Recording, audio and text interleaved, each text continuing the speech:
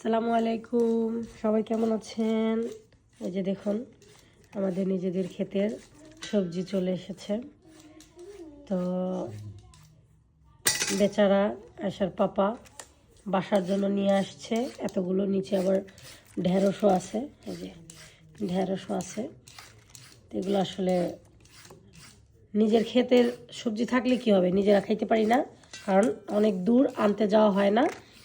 এই যে আবার এখানে এই যে বেগুনও আছে। তো এই যে দেখুন, এগুলো তো সবাই চেনেন, ঝিঙা। তারপরে এই হচ্ছে ছোট লাউ, আবার দেশি লাউ যেটা সেটাও আছে। এটা এটা কি ধরনের লাউ বলে, এটা চায়না লাউ নাকি না বাংলাদেশি লাউই? আর এই যে দেখুন একদম বাংলাদেশের লাউয়ের মতো সেম। তারপরে এখানে আছে জালি কুমড়ো যেটাকে বলে। মাই গড, এটা এখনো অনেক কাটা দিতেছে এখনো। হ্যাঁ, অনেক তরতাজা। তারপরে এখানে আছে এই যে লাউ শাক, এই দেখুন লাউ শাকও নিয়ে আসছে, লাউ শাক।